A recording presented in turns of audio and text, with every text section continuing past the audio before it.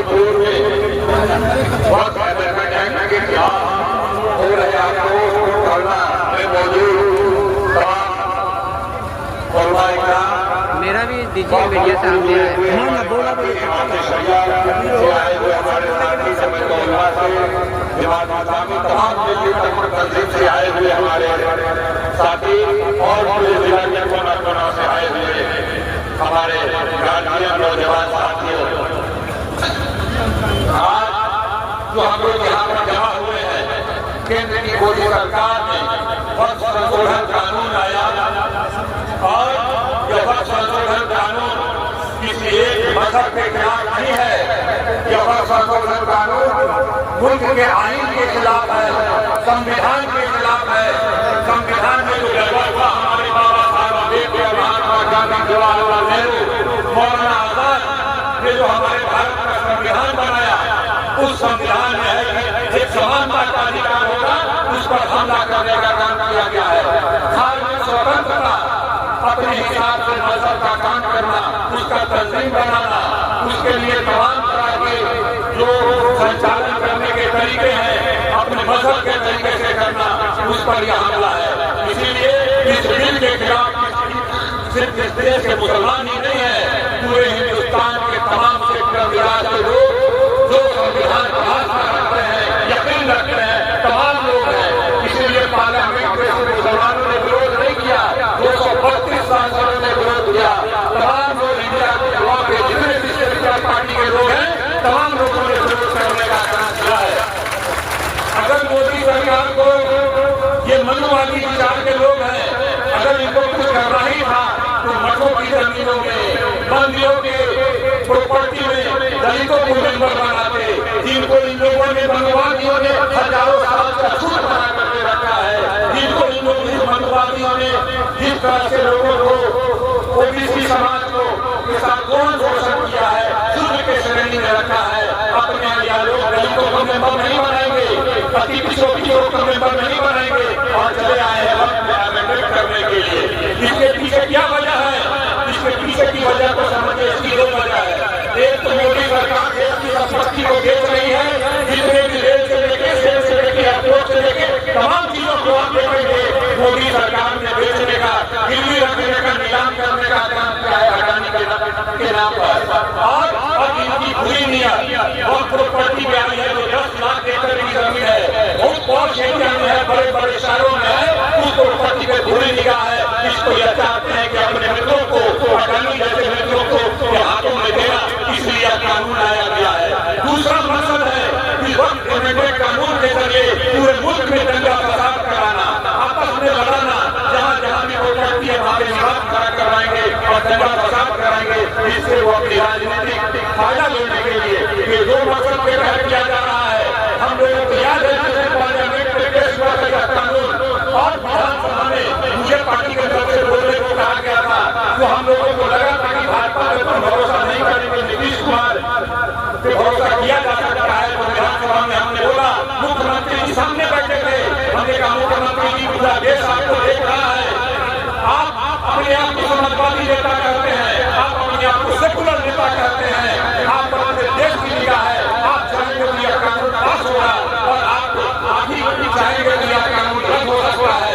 इसलिए आपको गुजारिश है कि आप इस कानून को रोकिए, इसको मत आने दीजिए, यह समाज को तोड़ेगा और बांटने का काम करेगा। लेकिन मुख्यमंत्री जी ने कुछ नहीं किया। 2 दिनों तक विधानसभा को तमाम दल के, वाम दल हो, कांग्रेस हो, राजद हो, तमाम लोगों ने 2 दिनों तक विधानसभा को एडजॉर्न करवाया, लेकिन मुख्यमंत्री नहीं माने। बाद में गर्दनी बाग में बड़ा प्रोटेस्ट रोड में किया, हमारे सरिया प्रधानमंत्री ने मिलकर के हम लोग के नेता लालू प्रसाद जी बीमार थे, बीमारी की हालत में वहां पर पहुंचे और हम तमाम विधायकों को कहा कि पूरे विधायक इंडिया ब्लॉक को धरना में समर्थन करने का काम करेंगे। हम लोग वहां पर पहुंचे इसलिए कि नीतीश कुमार को दबाव बने, लेकिन नीतीश कुमार किसी तरह नहीं माने और इस काले कानून के साथ रहे। हम ये कहना चाहते हैं इस स्टेज से, ये संदेश देना चाहते हैं मोदी सरकार को कि आप मोदी सरकार को यह कहना चाहते हैं कि आप जिस तरह आपसे देश संभल नहीं रहा है और आप चले आए हैं हमारे देश में ही बांटने के लिए। अभी 4 दिनों पहले हमने देखा, 10 दिनों पहले इस तरह पहलगाम में हमारे 26 लोगों को शहीद कर दिया गया। आप पाकिस्तान के आतंकवादियों के जरिए और आप उनकी रक्षा नहीं कर सकते। देश की जिम्मेदारी आपको है, देश की सुरक्षा की जिम्मेदारी आपको है। आप उनकी रक्षा नहीं कर पाते हैं, फौज के लोग को आप वहाँ पर तैनात नहीं कर पाते हैं, आप इंटेलिजेंस का ख्याल नहीं कर पाते हैं, आप मुल्क की रक्षा नहीं कर पा रहे हैं। इससे पहले भी हम लोगों ने देखा कि पुलवामा में 50 जवान शहीद हो गए।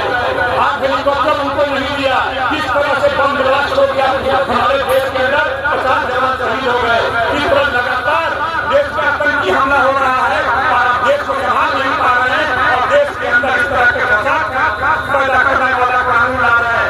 इसलिए हम गुजारिश करेंगे मंच पे बैठे तमाम लोगों से कि पुलवामा की घटना हमारे लिए शर्मसार करने वाला है और हम लोग उससे आहत हैं और इसलिए हम गुजारिश करेंगे, इमाम भाई यहाँ पर संचालन कर रहे हैं कि इस प्रोटेस्ट में जाने से पहले हम लोगों को पुलवामा में जो घटना घटी है इस निकम्मी सरकार की लापरवाही की वजह से तो हम लोग को खराज अकीदत पेश करें, श्रद्धांजलि पेश करें।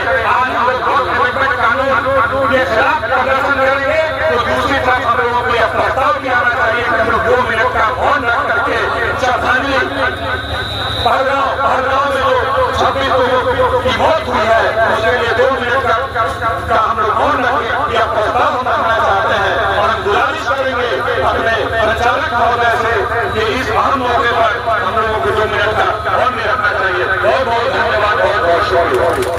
पहलगाम में हमारे भारतीय नागरिक का आतंकवादियों द्वारा हत्या किया गया, उसके इसमें हम लोग 2 मिनट का मौन रख करके श्रद्धांजलि देंगे।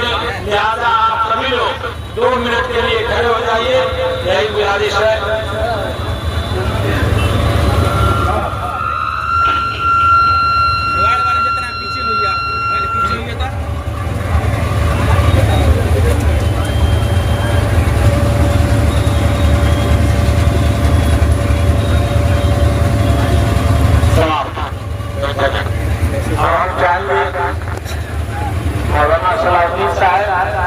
आप लोग का खैर मकदम करें और इन्हीं के साथ आप सभा की कार्रवाई मुबारकबाद देने के साथ खत्म होगी और हम लोग रैली लेकर करके कलेक्ट्रेट की ओर के चलेंगे। बाइक वाली गाड़ी को सीधा आगे रखा जाए। अस्सलाम वालेकुम। तमाम समाज के लिए खुशी का मौका है कि आज हम मुस्लिम पर्सनल लॉ बोर्ड की हिदायत पर और इमाम शरिया फुलवारी शरीफ के हजरत अमीर शरीयत अहमद फैसल रहमानी साहब के हुक्म पर आज हम इमाम वाले जमा हुए हैं और ये हमारा पहला है। अगर वो हमें पटना भी बुलाएंगे तो हम लोग इसी तादाद में पटना जाने के लिए भी तैयार हैं इंशाअल्लाह। आप सबका बहुत शुक्रिया। अल्लाह ताला ईमान को कायम रखे।